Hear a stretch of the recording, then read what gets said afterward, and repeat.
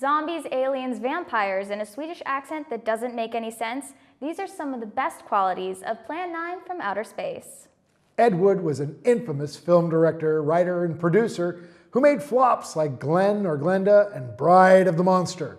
In order to make his crowning jewel, Plan 9, Ed Wood and a majority of the cast agreed to be baptized in a pool of Southern Baptist Reverend Lynn Lemon and get the film funded by the Baptist Church. This provided them with a budget of $60,000.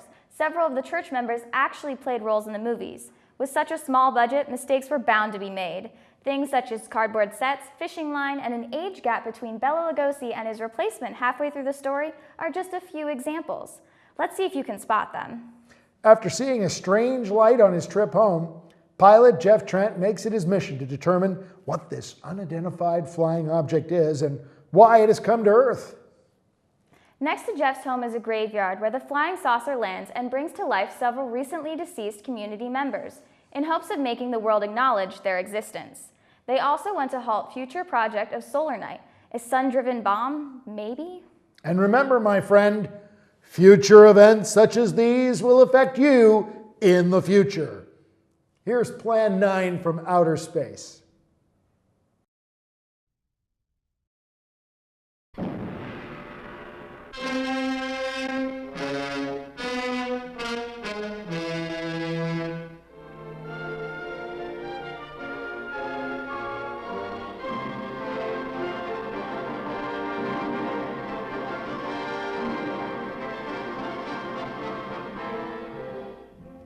Greetings, my friend. We are all interested in the future, for that is where you and I are going to spend the rest of our lives. And remember, my friend, future events such as these will affect you in the future. You are interested in the unknown, the mysterious, the unexplainable. That is why you are here. And now, for the first time, we are bringing to you the full story of what happened on that fateful day. We are giving you all the evidence based only on the secret testimony of the miserable souls who survived this terrifying ordeal. The incidents, the places. My friend, we cannot keep this a secret any longer. Let us punish the guilty. Let us reward the innocent. My friend, can your heart stand the shocking facts about grave robbers from outer space?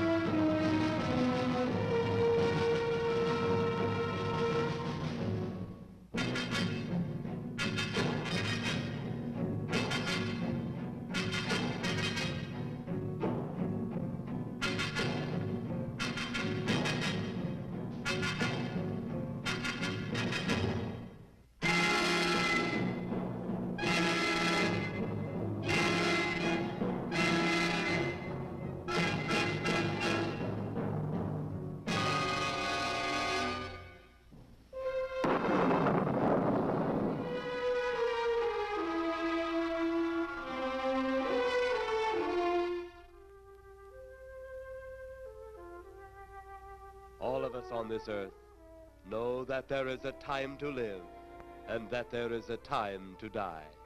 Yet death is always a shock to those left behind.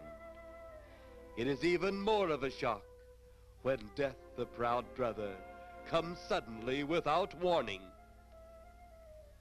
Just at sundown, a small group gathered in silent prayer around the newly opened grave of the beloved wife of an elderly man. Sundown of the day, yet also the sundown of the old man's heart. For the shadows of grief clouded his very reason.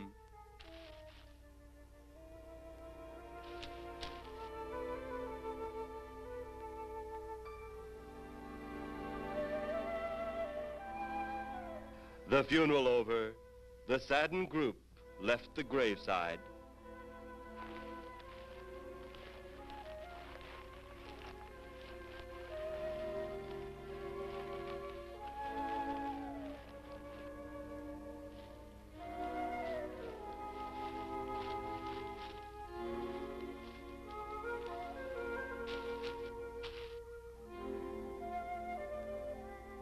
It was when the gravediggers started their task that strange things began to take place.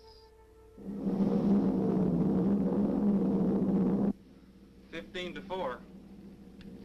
Yep, right on schedule. There's the old San Fernando Valley out there now. You better radio in for landing instructions, Danny. Right, Jeff. Burbank Tower, this is American Flight 812. Over. Wouldn't surprise me any if he's asleep this time of the morning. American Flight 812, this is Burbank Tower. If I were asleep, you'd never get on the ground. In your case, maybe I ought to leave you up there for good. Over. You got me that time, Mac. This is American Flight 812 requesting...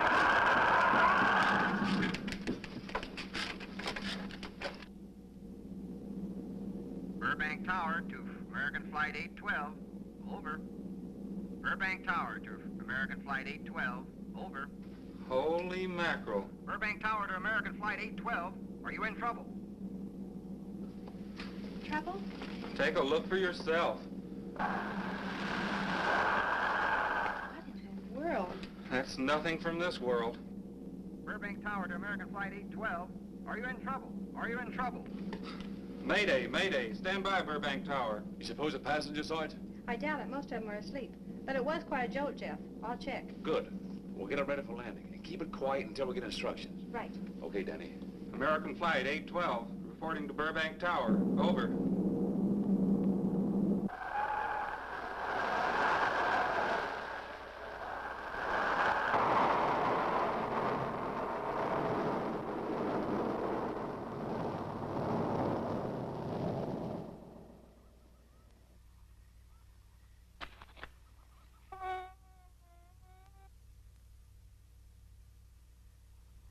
Did you hear anything?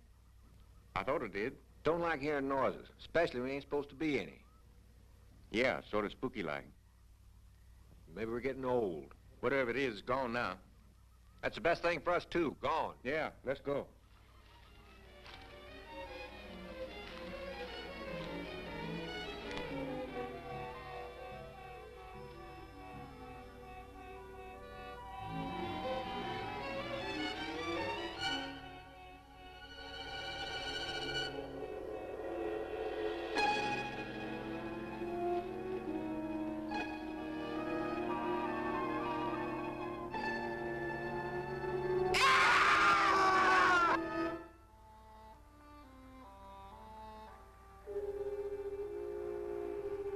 The grief of his wife's death became greater and greater agony.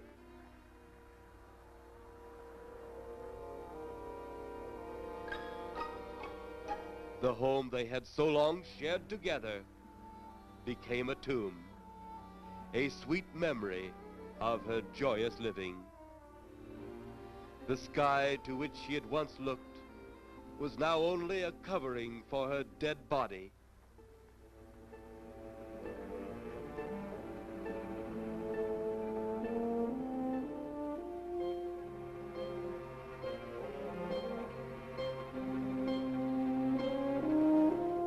The ever-beautiful flowers she had planted with her own hands became nothing more than the lost roses of her cheeks.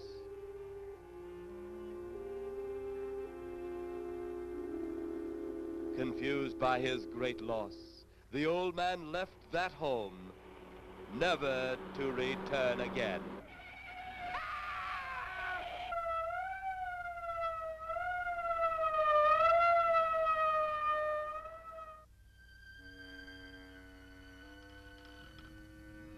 At the funeral of the old man, unknown to his mourners, his dead wife was watching. First his wife, then he. Tragic. Tell me something. Why was his wife buried in the ground and he sealed in a crypt? Something to do with family tradition, a superstition of some sort. Oh. Well, it's getting dark. Let's be on our way.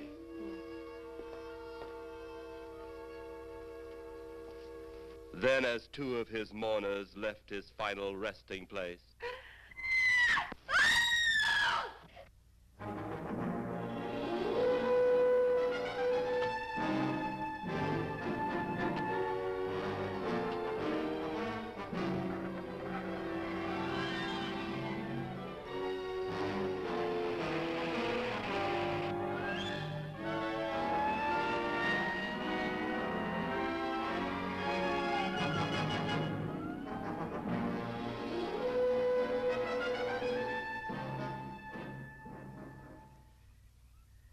minutes later, the police, led by Inspector Daniel Clay, arrived at the scene. Who found them? The man and girl. Medical examiner been around yet? Just left. The morgue wagon ought to be along most any time. You get their statement? Yeah, much as we could. They're pretty scared. Finding a mess like this ought to make anyone frightened. Have one of the boys take the guy and the girl back to town. You take charge. Okay, Inspector. What are you going to do? Look around a little. Pretty dark out there. Once you get beyond the range of those lights, you won't be able to see your hand in front of your face. I will get one of the flashlights from the patrol car. Okay, be careful, Clay. I'm a big boy now, Johnny.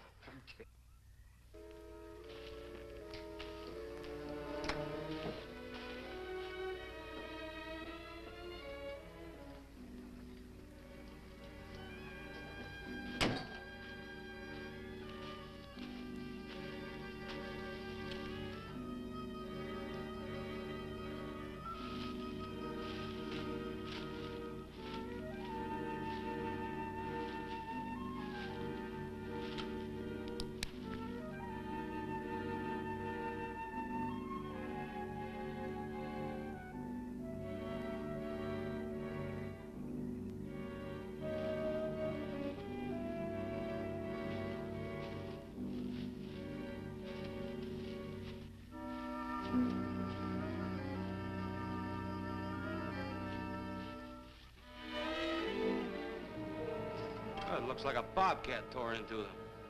Yeah.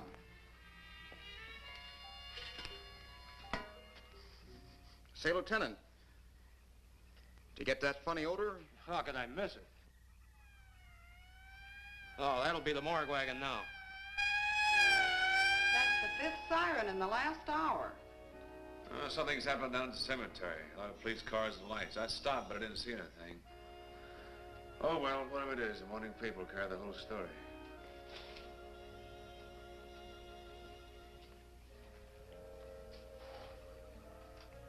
You seem to still be up there somewhere.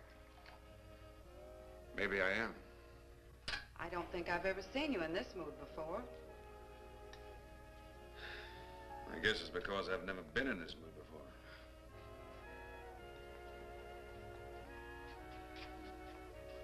Something about your flight? Yeah. What happened, Jeff?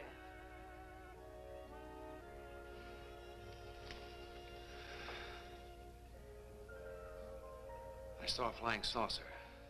Saucer? You mean the kind from up there? Yeah, its counterpart. It was shaped like a huge cigar. Dan and Edith saw it too. And when it passed over, the whole compartment lighted up with a blinding glare. Then there was a tremendous wind that practically knocked us off our course. Well, did you report it? Yeah, I radioed in immediately, and they said, we'll keep it quiet until you land. And as soon as we landed, big Army brass grabbed us and made us swear to secrecy about the whole thing. Oh, it burns me up. These things have been seen for years. They hear, it's a fact. And the public ought to know about it. There must be something more you can do about it. Only there isn't. Oh, but what's the use of making a fuss? But last night I saw a flying object that couldn't have possibly been from this planet. But I can't say a word. I'm muzzled by Army brass. I can't even admit I saw the thing.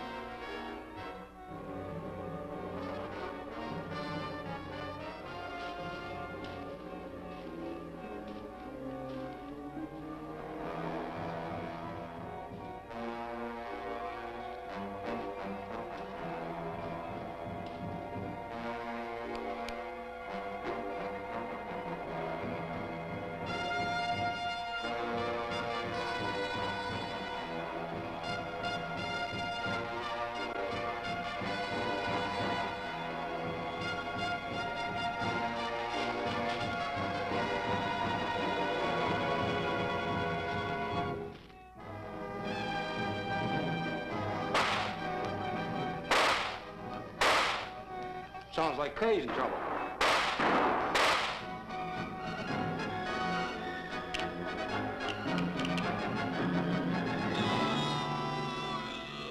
If that apparition we saw had something to do with it, come on.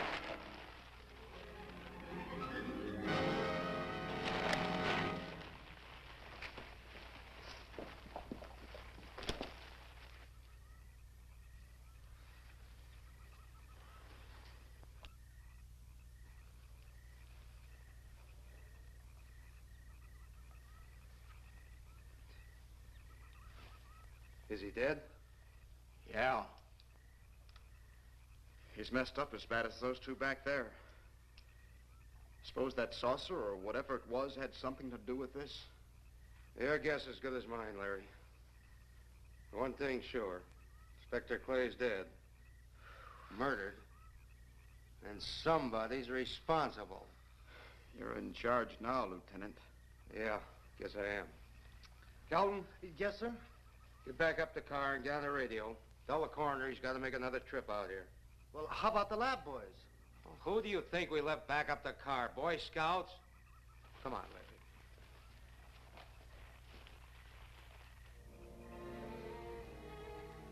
Greater love hath no man than to lay down his life for another.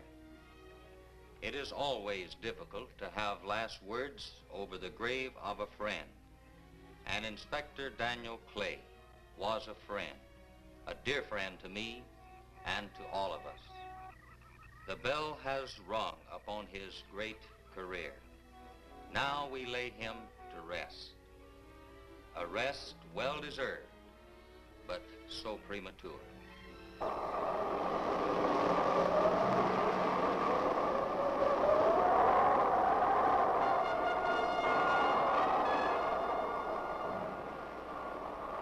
People turning south from the freeway were startled when they saw 3 flying saucers high over Hollywood Boulevard.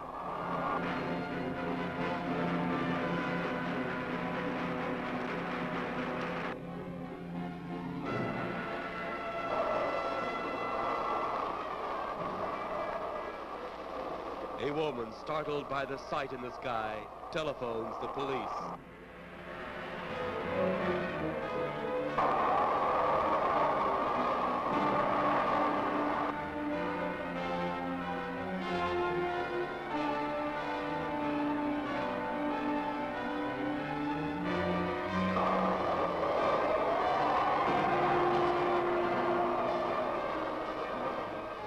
There comes a time in each man's life when he can't even believe his own eyes. Saucers seen over Hollywood. Flying saucers seen over Washington, D.C.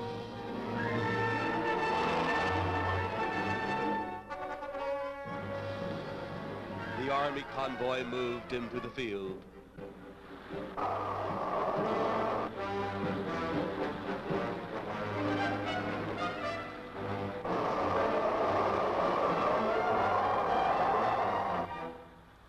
Rockets were quickly set up. Colonel Tom Edwards, in charge of saucer field activities, was to make the greatest decision of his career. He made that decision. Colonel Edwards gave the signal to fire.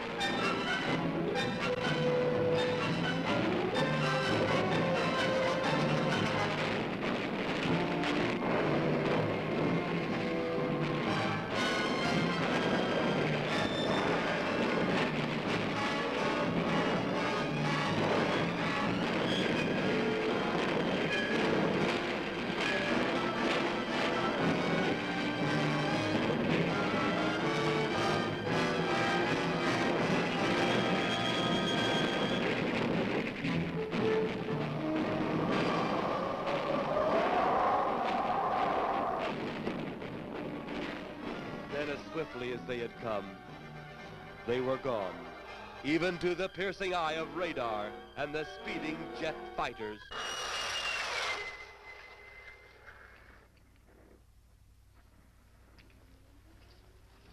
Quite a sight, wasn't it, sir? A sight I'd rather not be seeing. Are you worried about them, sir?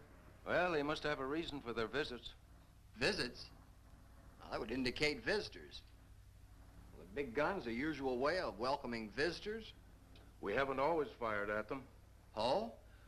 For a time, we tried to contact them by radio, but no response. Then they attacked a town. A small town, I'll admit, but nevertheless a town of people. People who died. I never heard about that, sir. Well, it was covered up by the higher echelon. Take any fire, any earthquake, any major disaster, then wonder. Flying saucers, Captain, are still a rumor, officially. Looks like we beat them off again, sir. What do they want? Where are they from? Where are they going? They, sir? Who? Well, this is a training maneuver, sir. We only did a little practice firing at the clouds. Yeah. I wonder what their next move will be.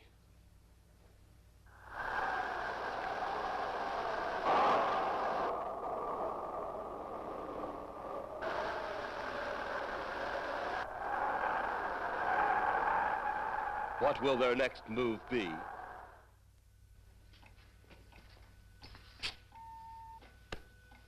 Your space commander has returned from Earth. Send him in.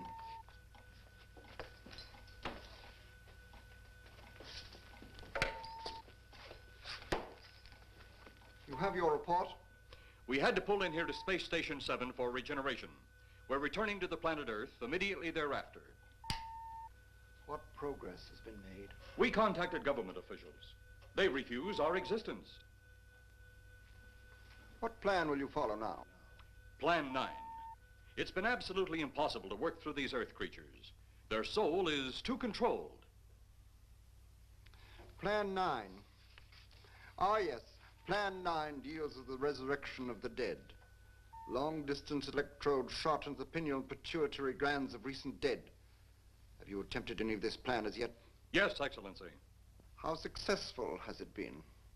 We have risen 2 so far. We shall be just as successful on more. The living, they have no suspicion of your movements?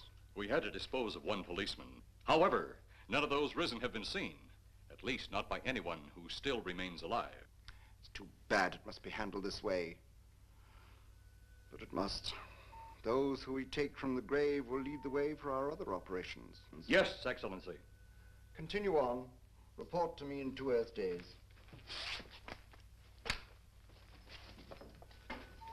I feared His Excellency wouldn't take our report this well. Well, had he been dealing with our own people, his reaction would have been completely different. He understands the difficulties of the Earth race. What do you think will be the next obstacle the Earth people will put in our way? Well, as long as they can think, we'll have our problems. But those whom we're using cannot think. They are the dead, brought to a simulated life by our electrode guns. You know, it's an interesting thing when you consider the Earth people who can think are so frightened by those who cannot, the dead. Well, our ship should be regenerated. We better get started.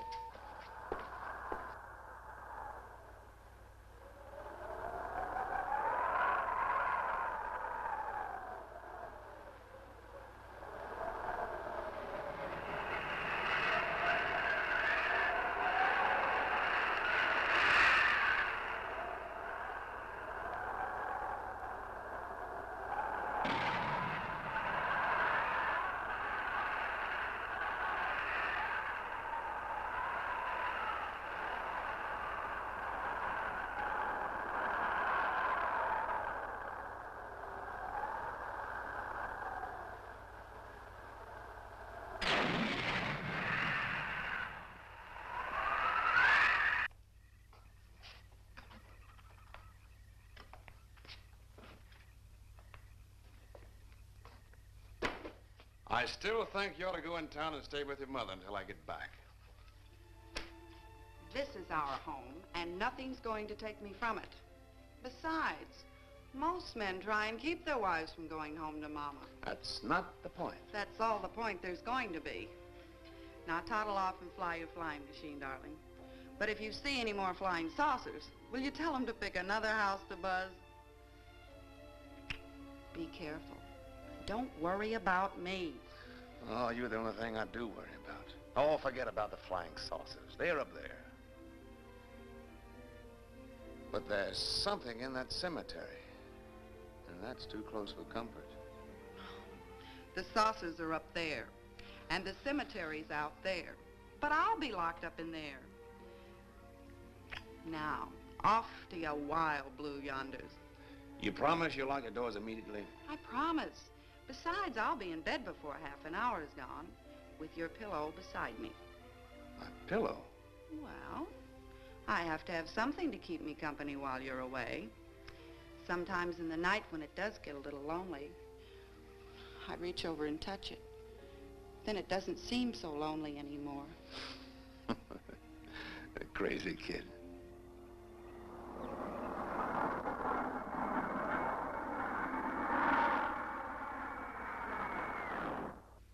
I do love you, darling.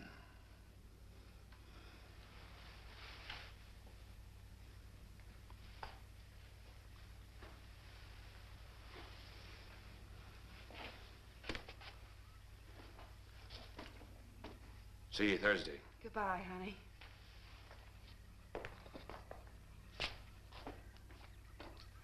You know I'm not leaving you here until you're locked safely inside. All right, darling.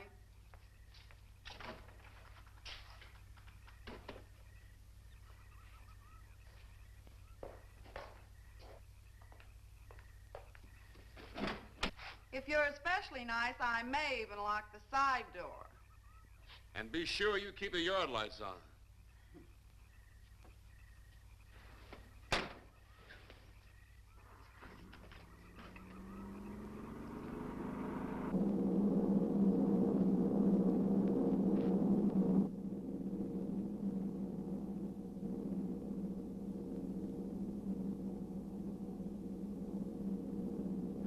You're mighty silent this trip, Jeff. Hmm? You haven't spoken 10 words since takeoff. I guess I'm preoccupied, Danny. We've got 33 passengers back there that have time to be preoccupied. Flying this flybird doesn't give you that opportunity. I guess you're right, Danny. Paula? Yeah. There's nothing wrong between you two. Oh, no, nothing like that. Just that I'm worried, she being there alone and those strange things flying over the house and those incidents in the graveyard these past few days. It's just got me worried. Well, maybe they haven't figured out those crazy skybirds yet, but I give you 50 to 1 odds the police have cleared up that cemetery thing by now. I hope so. If you're really that worried, Jeff, why don't you radio in and find out? Mac should be on duty at the field by now. He could call Paul and relay the message to you. Hi, Edie. Hi, Silence. I haven't heard a word from this end of the plane since we left the field. I've just been giving himself and me a study in silence. You boys aren't feuding. No, Edie, nothing like that. Hey, Edie, how about you and me balling it up in Albuquerque? Albuquerque? Have you read that flight schedule, boy? What about it? We land in Albuquerque at 4 a.m. That's strictly a 9 o'clock town. Well, I know a friend that'll help us. Let's have the problem first. Huh, Danny? Oh, he's worried about Paula. I read about that cemetery business. I tried to get you kids not to buy too near one of those things. We get there soon enough as it is. He thought it'd be quiet and peaceful there. No doubt about that. It's quiet all right, like a tomb. I'm sorry, Jeff. That was a bad joke.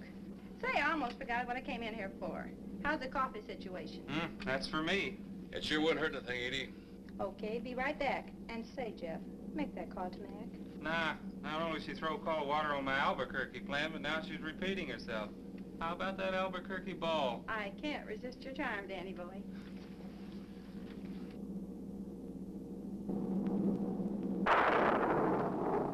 Residents near the cemetery paid little attention to the blast of thunder and the flash of lightning. But from the blast arose the moving figure of the dead old man.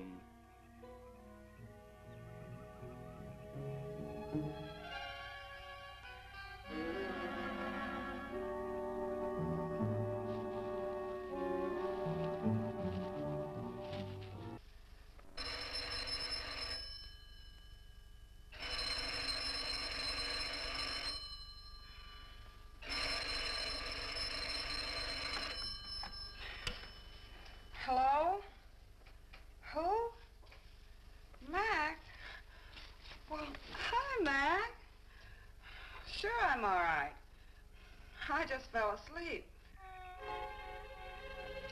Tell Jeff I'm all right. Okay, Mac. Thanks for calling. Good night.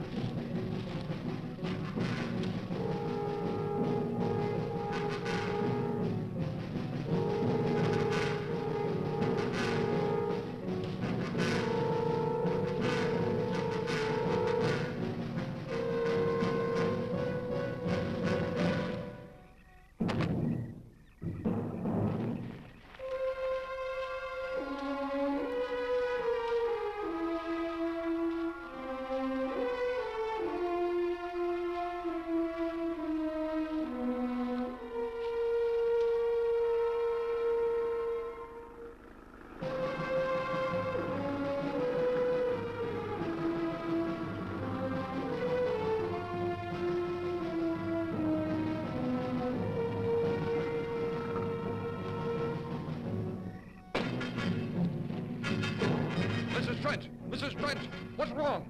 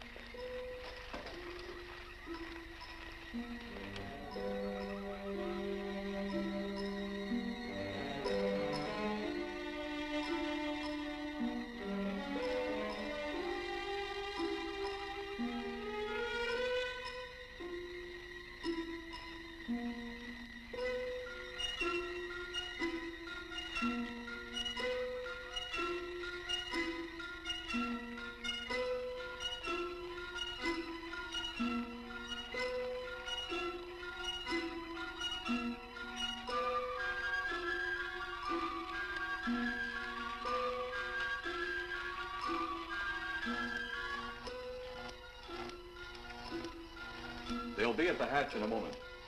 You can open it now, Tanner.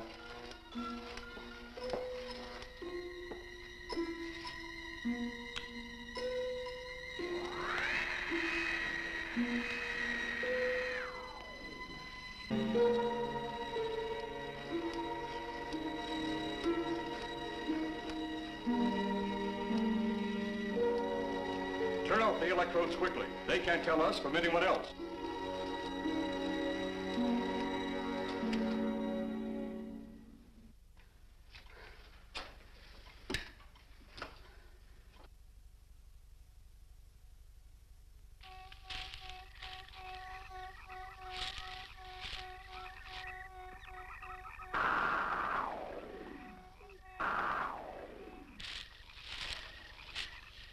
It's tough to find something when you don't know what you're looking for. I don't think the lieutenant does either. Then what are we doing out here? I was off duty an hour ago. Oh, don't ask me any questions. I'm just a hard hand just like you.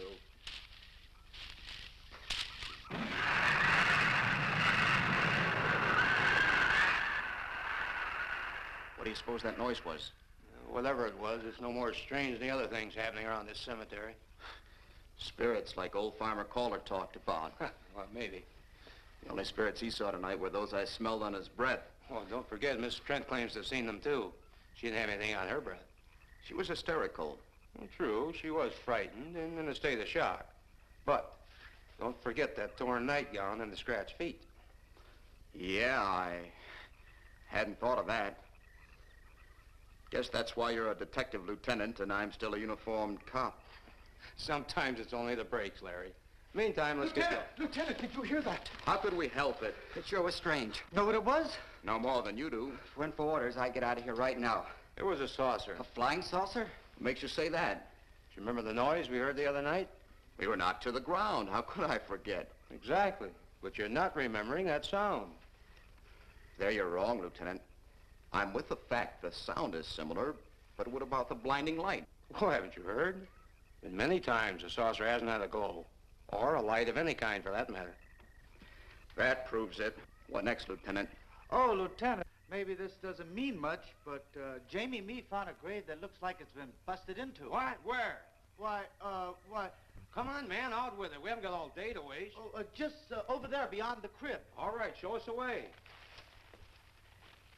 Look, here it is, Lieutenant.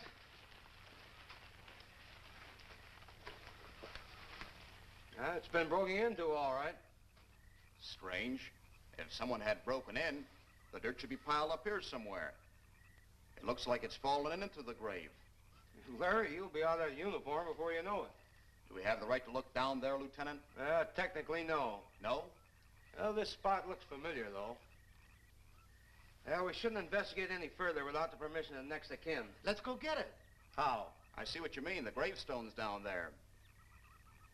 Well, let's go down and find out whose grave it is. How? By going down and finding out. Are you sure you mean that, Lieutenant? If I didn't mean it, I wouldn't have said it. Scared? Well, why do I always get hooked up with these spook details? Monsters, graves, bodies. Oh, all right.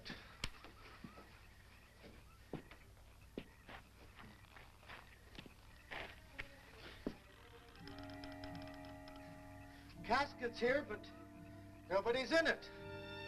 Can you read the name on the casket? It's too dark. Give me a flashlight. How about a match? We sure could try it. Let me have them. Okay.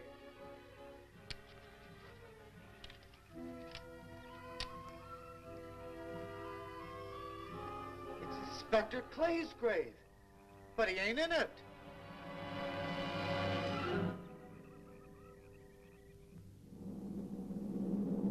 But meanwhile, at the Pentagon in Washington, D.C.,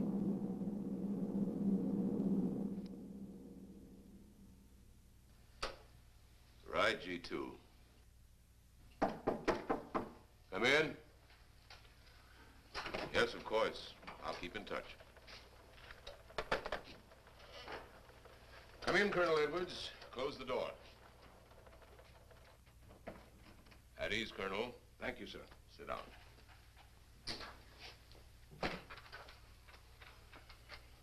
I understand, Colonel, you've been on tap for many of our saucer attacks. I'm in charge of field operations, sir. You believe there are such things as flying saucers, Colonel? Yes, sir. You've seen them? Yes, sir. You realize there's a government directive stating that there is no such thing as a flying saucer? Yes, sir. You stand by your statement that you've seen flying saucers? Well, yes, sir. This could mean a court-martial, admitting this against direct orders. General Roberts, may I speak freely? You may. How could I hope to hold down my command if I didn't believe in what I saw and shot at? I like you, Colonel. Thank you, sir. There are flying saucers. There's no doubt they are in our skies. They've been there for some time. What are we going to do about them? Who knows? Then, they really are there. I thought you were convinced of that. I am. We've had contact with them. Contact? How? Radio. They speak our language? Well, not quite. We've received messages from their spaceships. For a while, it came in as just a lot of jumbled noise. And now, sir? Well, since they first tried contact with us by radio, we've developed a language computer. A machine that breaks down any language to our own. General, what's this all got to do with me? Well, you've been in charge of saucer field activity for a long while. I think it's about time you heard these recordings. Do you mind? Mind? Huh, I'm anxious.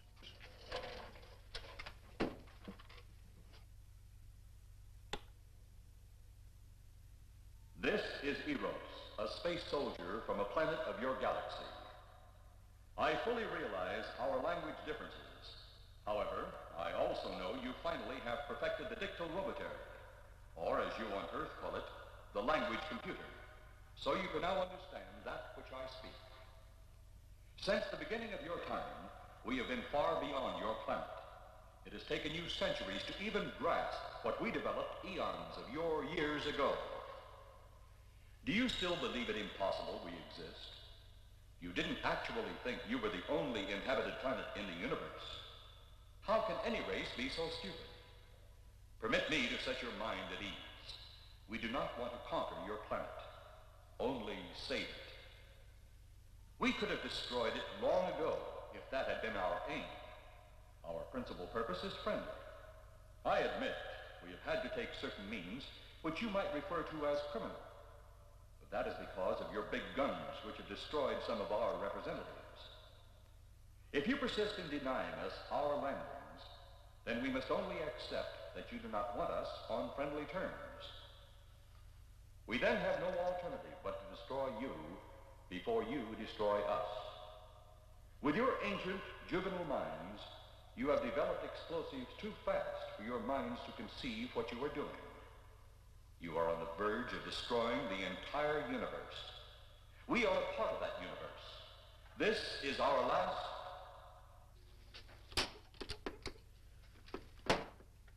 That's the end of that one.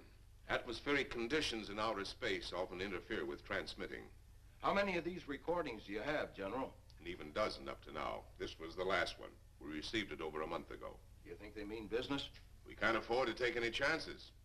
Come over here. You ever been to Hollywood? Oh, a couple of times, a few years ago. You're going to be there in the morning. Just a few minutes from Hollywood, in the town of San Fernando, reports have come in of saucers flying so low the exhaust knocked people to the ground. There have even been stated claims of saucer landings. Major Carlson will replace you while you're out there. You're the best man for the job of attempting to contact them. Find them, Colonel. See what in hell it is they want. All right, sir.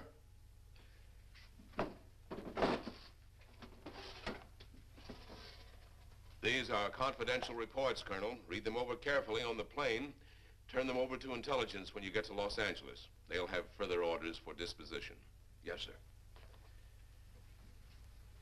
Colonel Edwards? Yes, sir. Good luck.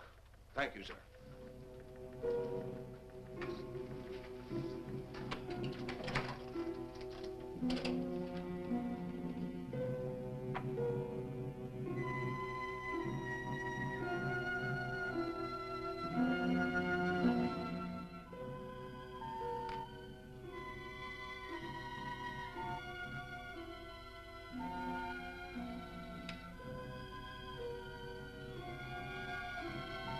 We are ready to report, Excellency.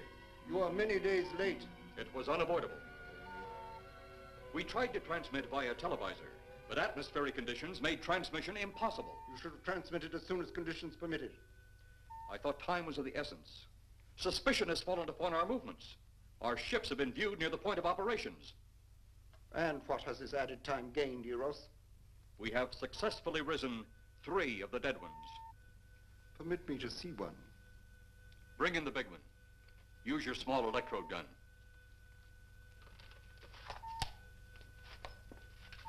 I have taken 2 ships from your command. But that will leave only my ship. It is necessary that you continue your mission alone. I have need of your other ships elsewhere. Even though you have risen 3 of the Earth's dead, the plan is far from successful. And you, Eros, must prove it an operational success before more time, energy, ships, and your countrymen may be spent on it. We will not fail. Everything is on our side. Not everything. You do not have the live Earth people. You reported that your ship was viewed at the scene of your present operations. That is correct. They have been viewed many times, but not at the scene of operations. Something must be done about that.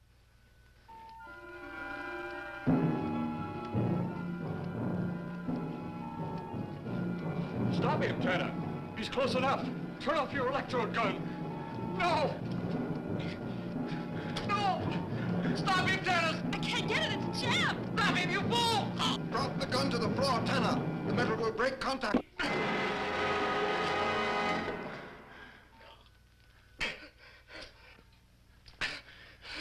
That was too close. Yes.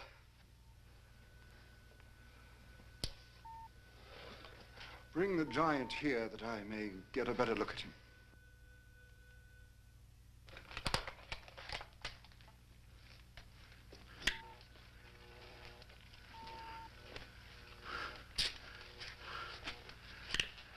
Yes, he's a fine specimen.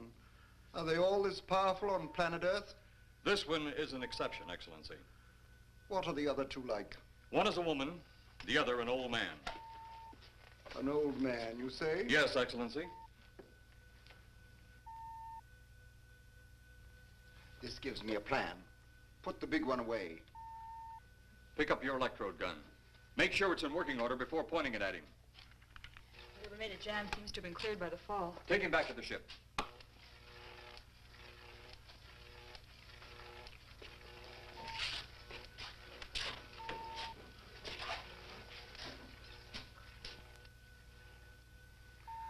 The old one must be sacrificed. Re-land on Earth. Send the old one to enter a dwelling. Then cut the electrokinetic and turn on your ship's decomposure ray. The result will astound those watching. Astound them enough to delay their intention until you have gained your other recruits from the cemetery. Yes, Excellency. It'll be done. Report to me when this has been accomplished.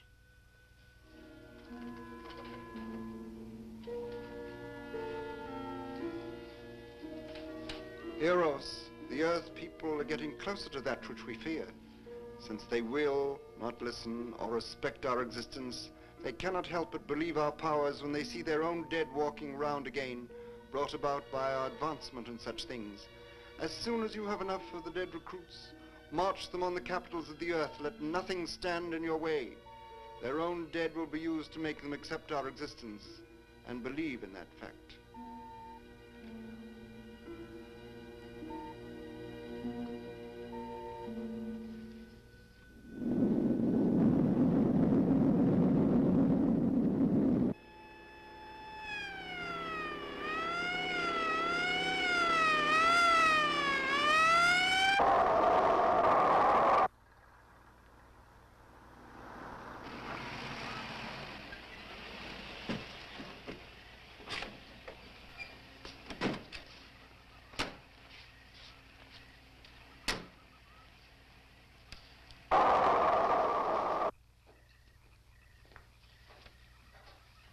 Mr. Miss Strand, this is Colonel Edwards from Washington, D.C. Good evening, Colonel. Hello, Colonel. Colonel would like to ask you a few questions. Questions? What about, Colonel? May I sit down? Oh, I'm sorry. Please do. I want to ask you about your strange experience the other night when you saw the flying saucer. After that, the police brought me home. I hope I never see such a sight again. Well, after your description, I don't think I'd want to see it either. One thing more. After you were forced to the ground by that blast of wind, was it a hot or cold blast? It's kind of hard to explain. It wasn't hot, wasn't cold. It was just a terrific force. We couldn't get off the ground. The light blinded me so badly, I couldn't see a thing. We could only feel the pressure of the wind until it was gone. When the glare left us, we could see a glowing ball disappearing off in the distance. Which way? Toward the cemetery.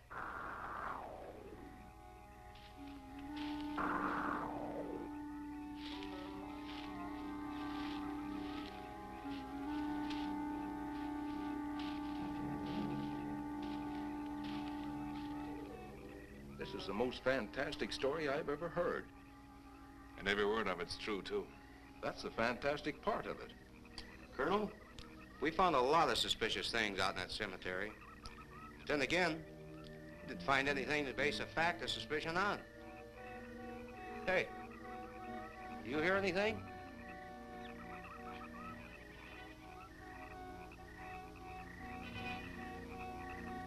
You see anything out there, Kelton? Too dark, Lieutenant. But something started stinking awful bad.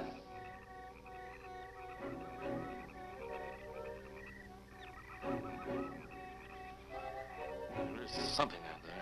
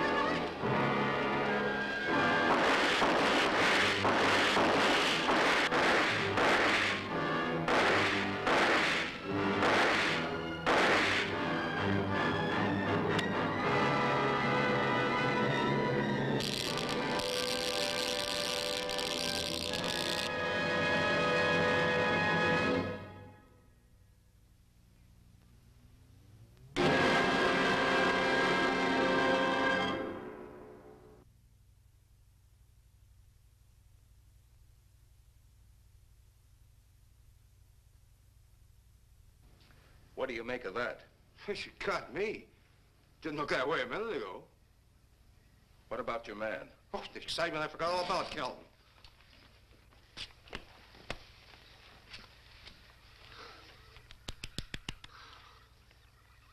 He'll be all right in a few minutes. Did you see that thing? Did you get it? We got it. What was it?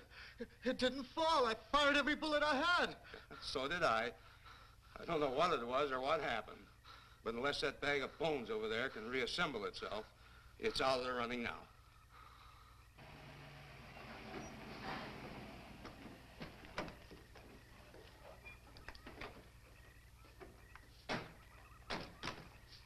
Colonel, I've been out here so often, you think I've taken a lease on this place. Not a long lease, I hope. I see what you mean. But you know, I can't help but feel the answer's out here somewhere. Is the girl safe? Mrs. Trent, you better stay with the car. Stay here alone? Not on your life. Modern women. Yeah, they've been that way all down through the ages, especially in a spot like this. Calvin. Yes, sir. Stay with Mrs. Trent. All right, Lieutenant. Now, you stay close to the officer, honey. I'd feel safer with you. Now, the lieutenant knows best. Well, I don't like it, but I guess there isn't much I can do about it.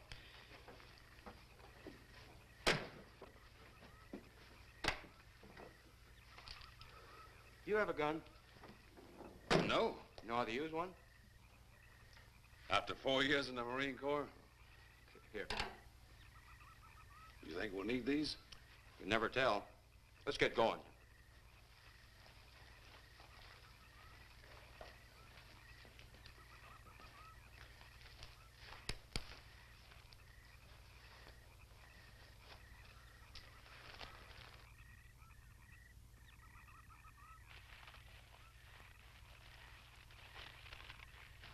Would expect to find out here. Well, there's only one answer to that, Mr. Trent. We'll know when we find it. Inspector Clay's grave's right over here. Is that the one you told me was broken into? Yes.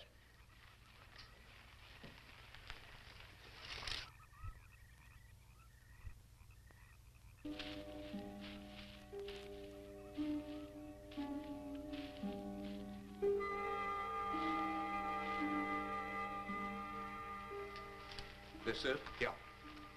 Looks to me like someone had broken out instead of in. I figured that, but that's impossible. I wonder. Look, Colonel, some things just can't happen. Yeah, well, after that apparition that was draped across Mr. Trent's patio, I would say we should keep our minds open to anything. Look, Colonel, I'm a policeman. I've got to deal in facts. But I guess I'll have to go along with you. You know, I'll bet my badge right now we haven't seen the last of those weirdies.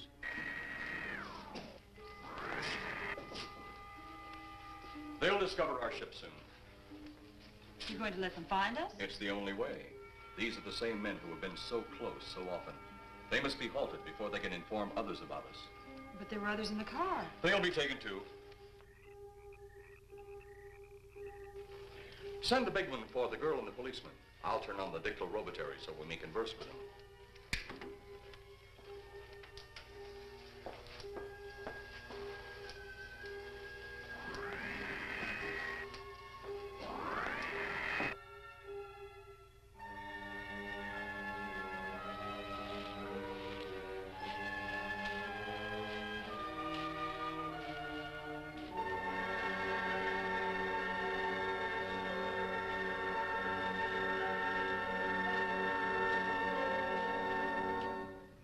Maybe we're barking up the wrong tree. One thing a policeman learns, Mr. Trent, is patience. Where's that burn spot you mentioned? Right over there. Look.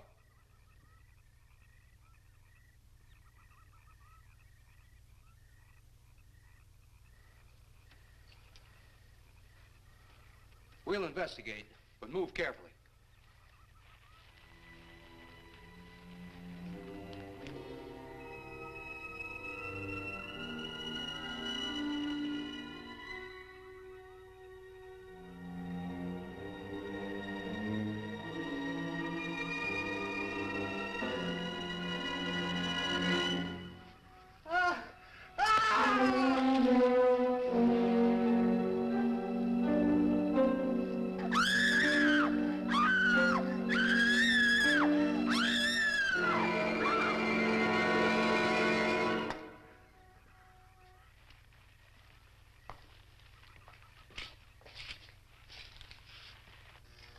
moment or two more, and you will be the first live Earth people ever to enter a celestial ship.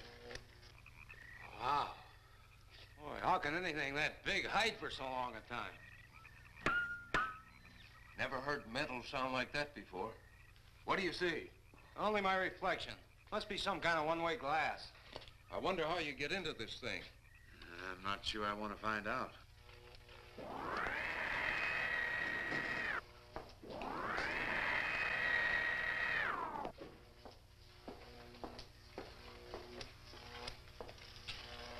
They're just outside.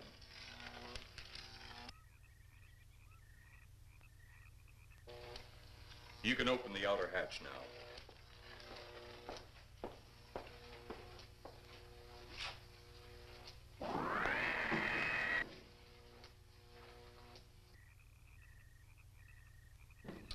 Look out!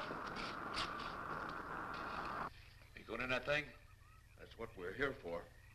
I don't know. The way these things speed around, we might just get in there and off it goes. That's a chance we take. Well, I took a chance on those earlier airplanes. Might just as well see what the inside of one of these looks like. Got your guns ready?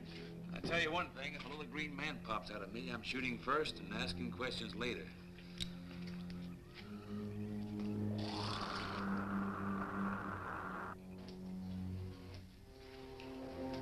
They're in the outer chamber now.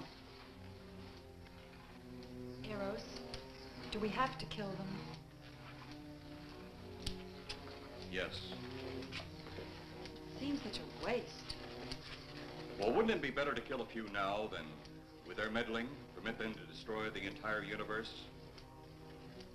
You're always right, Eros. Of course. But those are not my words. Those are the words of the ruler.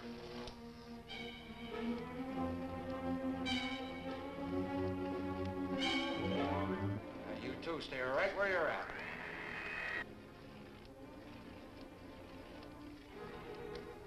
We will do as you command. For the moment.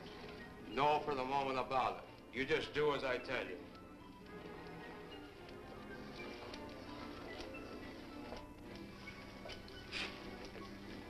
You do not need guns. Maybe we think we do. They would be of no use to you now. They've been mighty useful before on flesh and blood. And you two look like you've got a lot of both. True, they would be effective upon us. If you were to have the opportunity to use them... Mister, if you don't get away from that control board, I'll show you just how effective they can be. Shall we talk now or wait? Your friends will be here shortly. What friends? Those you left at the vehicle. If you've done anything to Paula... Take it easy, Mr. Trent. Oh, I assure you no harm has come to her. Would you like to see? Next time you try that, I won't aim at the board. You're a headstrong young man. I was only going to turn on the televisor so you could see her movements. Go ahead, my friend, but move very carefully.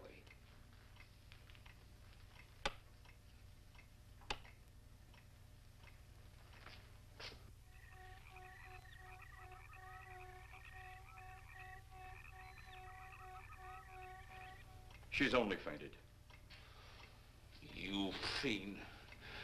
I? A fiend? I am a soldier of our planet. I? A fiend? We did not come here as enemies.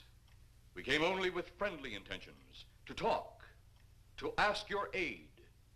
Our aid? Yes, your aid for the whole universe. But your governments of Earth refused even to accept our existence. Even though you've seen us, heard our messages, you still refuse to accept us. Why is it so important that you want to contact the governments of our Earth? Because of death. Because all you of Earth are idiots. Now, you just hold on, Buster. No, you hold on. First was your firecracker, a harmless explosive. Then your hand grenade. They began to kill your own people a few at a time. Then the bomb. Then a larger bomb. Many people are killed at one time. Then your scientists stumbled upon the atom bomb. split the atom.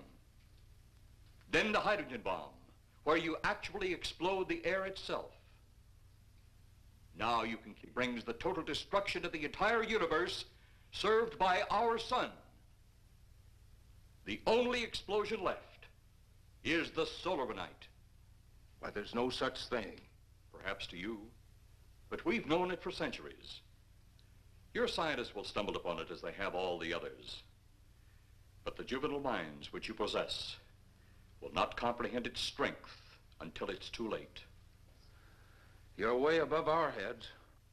The solarite is a way to explode the actual particles of sunlight. Why, that's impossible. Even now, your scientists are working on a way to harness the sun's rays. The rays of sunlight are minute particles. Is it so far from your imagination they cannot do as I have suggested? Why, a particle of sunlight can't even be seen or measured. Can you see or measure an atom? Yet you can explode one. A ray of sunlight is made up of many atoms. So what if we do develop this solarite bomb? We'd be even a stronger nation than now. Stronger. You see? You see? Your stupid minds. Stupid! Stupid! That's all I'm taking from you. Get back here, you fool! Let him finish.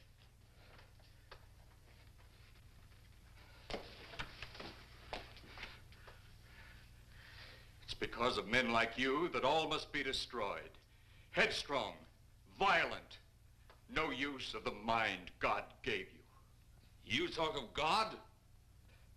You also think it impossible that we too might think of God? You, who wear the uniform of your country, you see, I wear the uniform of my country. Yes, we've had to use drastic means to get to you, but you left us no alternative. When you have the solarite, you have nothing. Nor does the universe. You speak of solarite, but just what is it? Take a can of your gasoline. Say, this can of gasoline is the sun. Now, you spread a thin line of it to a ball, representing the earth. Now, the gasoline represents the sunlight, the sun particles. Here we saturate the ball with the gasoline, the sunlight. Then we put a flame to the ball. The flame will speedily travel around the earth, back along the line of gasoline to the can, or the sun itself. It will explode this source and spread to every place that gasoline, our sunlight, touches. Explode the sunlight here, gentlemen. You explode the universe.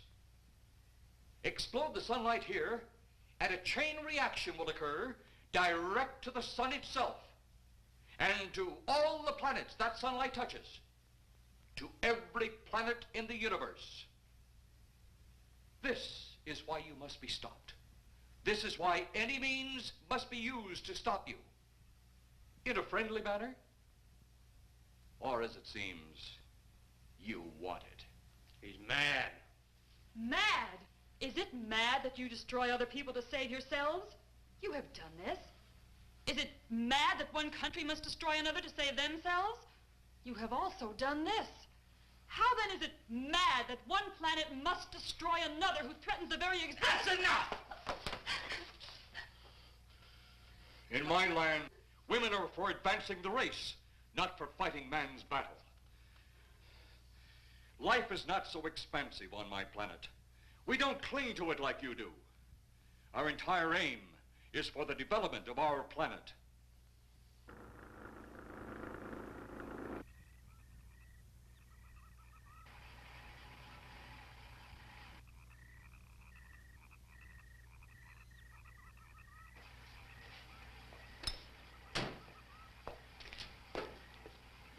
What happened to you? How come you're all alone? I asked for lots of help. You sounded drunk or something on the radio. If I didn't see it with my own eyes, I'd never believe it. Believe what? It was horrible. And he almost broke my shoulder. Look, what are you trying to say? If you don't make sense, we'll never get to the bottom of this. Now, who slugged you? Inspector Clay. What? It was Clay, all right. Only not like we remembered him. Well, his grave was busted into, wasn't it? Next, you'll tell me you saw skeletons. We did, earlier. Now I know you're off your rocker. All of us saw it. The lieutenant, the colonel, everybody. Where's the lieutenant now? We've got to find him.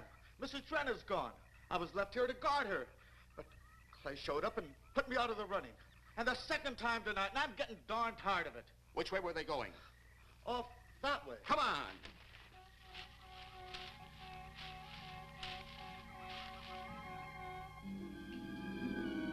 Then one day it could all be gone. In one big puff of smoke and ball of fire. All that out there, the stars, the planets, all just an empty void. You two had better come along with us. Come with you? Where? The police station. So it seems you think you have the upper hand. Look out that window.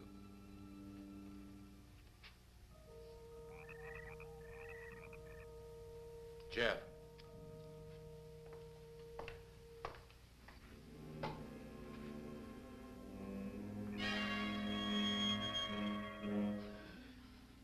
She is unarmed, but he would kill in seconds if I so choose.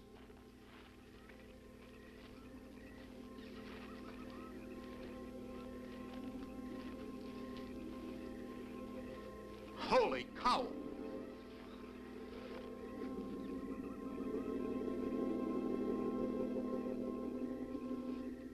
Look there. It's Clay, all right. There's no mistaking that. And he's got Mrs. Trent. Get your gun ready. From all I've seen tonight, guns won't do any good. Clay is dead, and we buried him. How are we going to kill somebody that's already dead? Dead! And yet there he stands. That other one earlier, I emptied a full clip into. I'm seeing it. That's the only reason I'm listening to you. Look, I've got an idea. Hurt him or not, we've got to try something. I'm going to sneak up behind him and whop him over the head. That ought to make a move. Follow me. Even when Clay was alive, he couldn't run fast enough to catch me. So when he does, you grab Mrs. Trent and run like lightning in the opposite direction. Oh, you think it'll work? Know of anything else to try?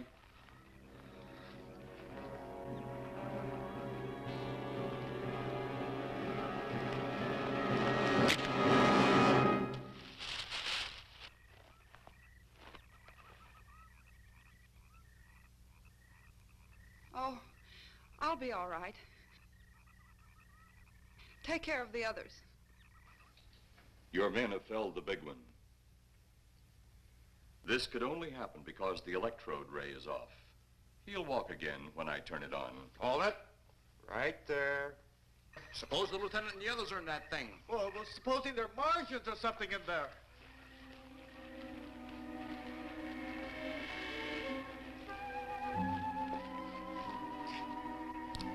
Come on, let's go. Open up in there. Open up.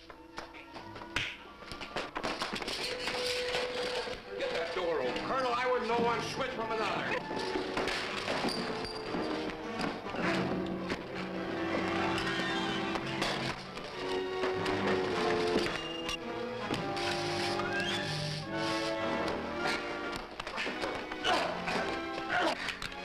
Hold on to him, Eros. I'll have the ship in the air in a minute.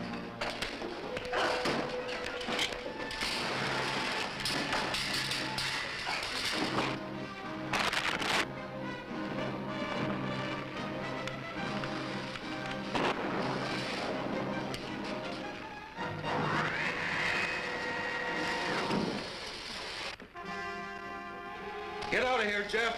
The ship's on fire.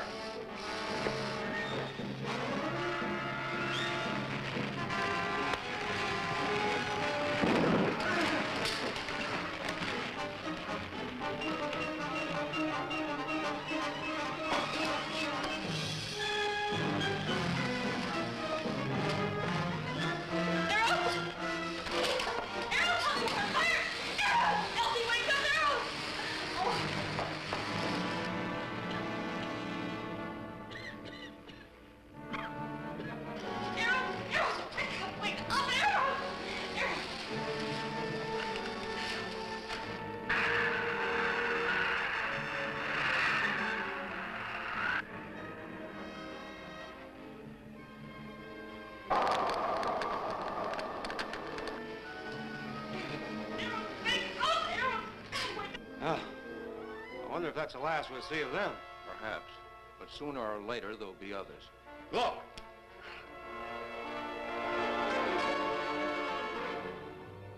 Have they caught that woman? That thing yet? Hey, that's right.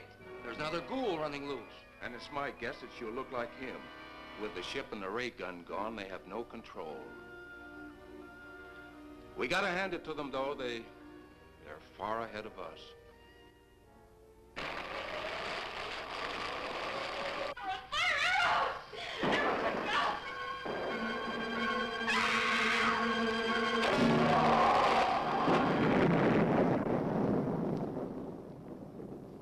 My friend, you have seen this incident based on sworn testimony. Can you prove that it didn't happen? Perhaps on your way home, someone will pass you in the dark, and you will never know it, for they will be from outer space. Many scientists believe that another world is watching us this moment. We once laughed at the horseless carriage, the airplane, the telephone, the electric light, vitamins, radio, and even television. And now some of us laugh at outer space.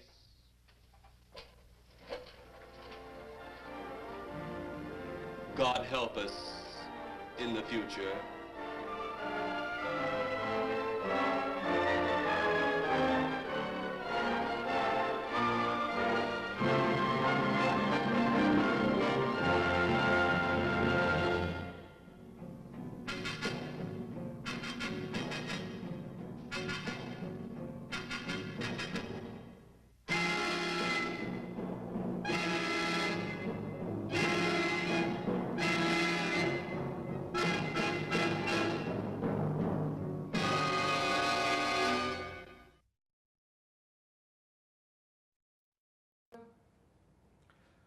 Well, what could be better than watching Plan 9 from outer space? Talking about Plan 9 from outer space. I'm Dr. Jim Lenze from Indiana University of Pennsylvania, and I'm here with our celebrity panel, Sarah and Nicole. Sarah and Nicole, let's talk about Plan 9 from outer space. All right, we're ready. Ready? You ready? This is exciting, okay? So it was a great film, but despite being an enjoyable romp, there are people who think that there are actually mistakes in Plan 9. That's from outer outrageous. space. No way. I don't believe it. It's hard to believe, but did you see any mistakes in Plan 9 from outer space? Well, definitely the best one is just the string. Yeah. The flying saucer. The flying saucers. Because we all know that when flying saucers go through the sky, they sort of wiggle like they're on strings, right? It's part of the propulsion system. So yeah, that didn't look too very much realistic. Did you see any other errors, Sarah? Did you see anything? I liked when Inspector Clayton couldn't get out of the casket. I liked that part personally. I just thought that was entertaining. And I also like how there were a bunch of different descriptions of the actual saucers. No one seemed to confirm with each other what they really looked like. You mean it's not shaped like a cigar? No, or like a shed in the backyard either. That was kind of shocking too. I was like, now where did they get that squared off surface when they're going into the flying saucer, and instead of the round saucer we saw throughout the film? So that was interesting. Any other mistakes that you caught that were really glaring? And when they fell down in the graveyard, they knocked over a tombstone. All the cardboard tombstones would like flap as they would hit them as the cops were going like down. With the little mausoleum thing that came out of it just started shaking. So it was just cardboard.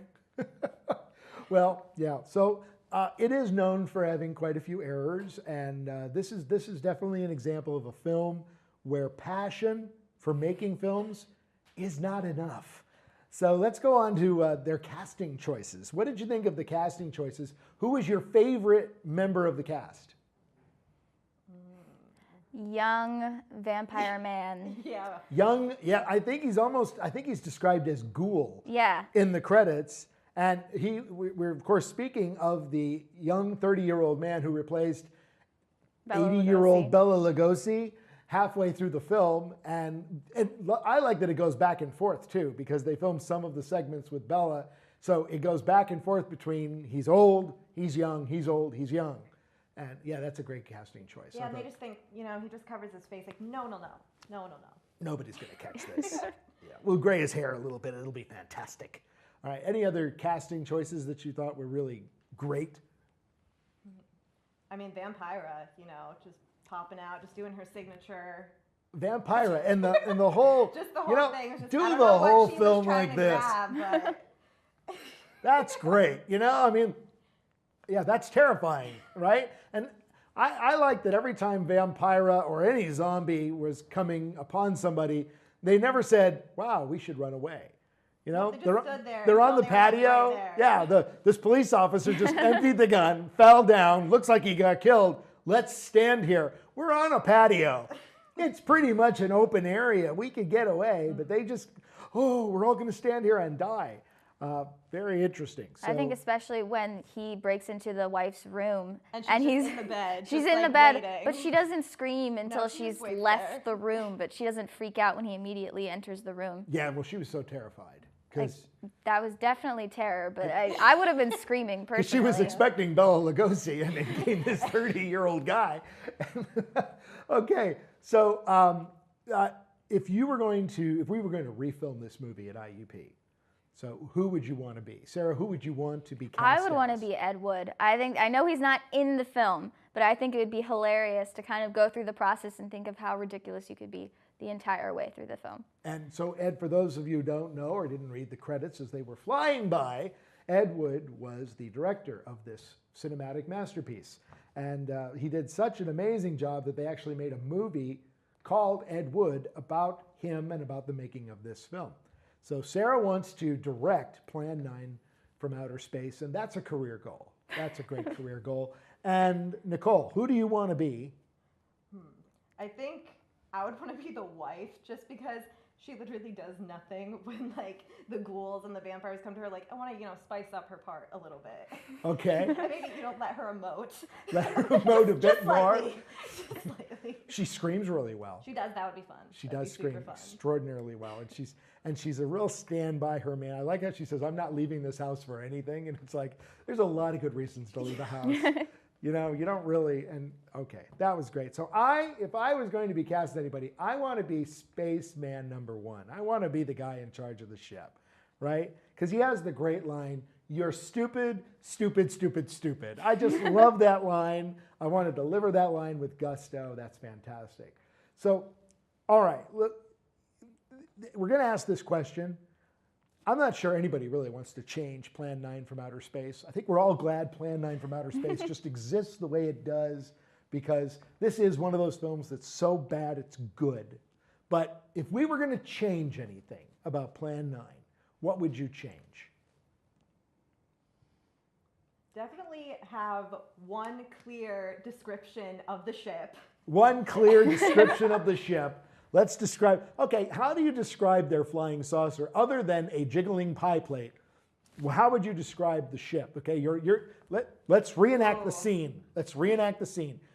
You be Jeff, the pilot, okay? And you be the co-pilot, right? So come on, let's do this. We're flying, okay? And now you've got to describe the flying saucer to the control tower. Go ahead, do it. Oh my gosh, do you see that? What is that? It looks like a flying lid from a pot or something on a string. That's pretty good. It's a flying pot lid on a string. And I think the control tower would need to know that. It's on a string. Sarah, on a string. Come on, go back to flying, Sarah. Now we need to hear from the co-pilot. Can you confirm the pilot's sighting? What are you seeing? It looks like a UFO. I can't identify it at all. There's no nice way to describe it, because I think in that time we hadn't had the classic, there was no big description, but when I think of alien films, and I'm younger, so I think of films that are a little bit newer when it comes to alien films. All right. And to me, that just seems like something that's now classic, but I think in that time it wasn't. So when you look at it, I would describe it as something like a classic UFO shape, and I think they wouldn't. A flying saucer. A flying saucer. And yeah. Why didn't they ever? They wouldn't get that. Did they ever say flying saucer? I don't know if that was even like a thing yet. Like that's what we were trying to. Yeah, but I mean, break it down. When you hear flying saucer, you think of a spaceship. Yeah, I think of what that is a flying spaceship. saucer, but a saucer that somebody threw through the air and it looks like it's flying. I think it's a pretty good description. Mm-hmm. All right. So, who would you rather meet in a dark alley? An alien or a vampire?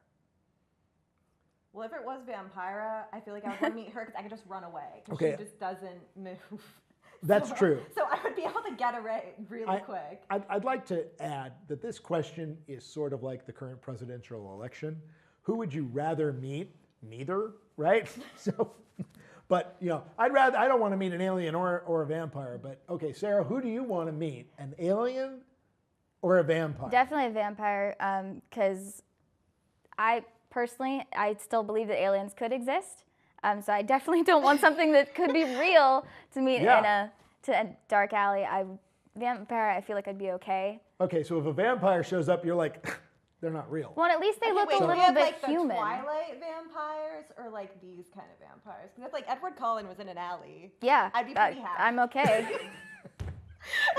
And we have now discovered the generational difference in vampire movies, right?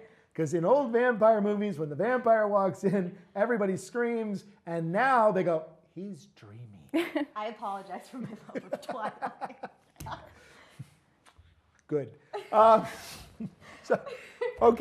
So if it's a vampire, we're actually kind of happy about it. If it's an alien, that could be real, and we're all freaked out. That's really bad. Okay, so are we all agreed, aliens bad, vampires potentially rather cute. Now let's talk about an alternative title. What would you call Plan 9 from Outer Space? If you were coming up with a new name for this film, better marketing, what would you call Plan 9 from Outer Space? The Outer Space Plan to Raise the Dead? The Outer Space Plan to Raise the Dead. Fantastic. Sarah? I don't know, because I don't know who they're trying to get as an audience. Because they have vampires, they have aliens, but they're not really vampires because they're zombies. Yeah, they're really zombies. I don't think there are actually any vampires. But they look like in vampires. This. Well, they've got Vampira and Bela Lugosi, both of whom were famous movie vampires. But they're really supposed to be zombies. They were raised from the dead. Remember, she's his wife. Yeah. Like the detective guy definitely was a zombie. Yes. Compared to the other two. Yeah. He looked like a zombie. Yeah. He acted like a zombie. I don't know. I would go zombies, aliens, and pilots. Oh my! I don't know. Oh, I like that. Yeah, I'm not really sure where to go with that or what they were marketing for, and especially in this time period, I'm not sure what their main marketing platforms were for that kind of thing, or how they would get to an audience, or because we look at movies today and if you put something shocking in the title, people get excited. And I think they couldn't have done that as much in that time period. I mean, Cowboys versus Aliens is kind of in this quirky title. Hey, Cowboys versus Aliens, that's really kind of different. You don't hear that one every day. So here we have aliens and their killer zombies. How about that? I'd watch that. Yeah. Yeah. Aliens and their killer zombies. That's, okay. Let's move on. So, there have been great directors who have argued that film school is not completely, totally necessary to making a great film. What you really need is passion. And Ed Wood had passion. He was passionate about this project. So do you think that passion came through? I mean, there was passion, but there has to be passion in also knowing what you're doing. So, yeah, but I mean, he framed the shot, they had microphones. That's not all that it needs, though. Like, you need the training. You need to be able to be like, okay, how can we make this the best it can possibly be? So that's why I would say, definitely, maybe not exactly like film school in every word, but just the training. The training. Yeah. Okay. I would agree with that, especially if you're trying to get a larger audience. Like, if you look at Tarantino, and he didn't do film school, but he definitely was passionate about film, and that's what he does now. But his audience is kind of niche. It's hard to I wouldn't take my grandma to a Tarantino film. It's kind of a select market, and not everybody likes him. So I think that having passion for a project is definitely important, but I think film school makes it a little bit more on a global level to more audiences than just being passionate about it. Because I think you learn a certain form of restraint, maybe in your film training, or you're looking at it from a more marketable position and how you would get more audiences into your film. We got to take our hats off to Ed Wood, though. I mean, he got financing, he got actors, he got crew, he got everything he needed to create a film, and here we are over half a century later, and we're talking about it and still watching it. And so let's go out 5 years. You're professionals. You've graduated from IUP. Hopefully. You have, Please, don't say that. you have amazing careers going on, and you come home from work, and you sit down and you turn on the television and Plan 9 from Outer Space is on. Would you watch it? Absolutely. I would watch it, especially just because we're doing this too. It's like, I remember doing this in college, like doing a show about it. Well, I will remember it as well, and I'll remember talking to you too, because this has been a lot of fun. That's all the time we have for now. We hope that you've enjoyed Plan 9 from Outer Space, and we're glad you were able to tune in to Public Pictures Theater. I'm Jim Lenze from Indiana University of Pennsylvania. Good night.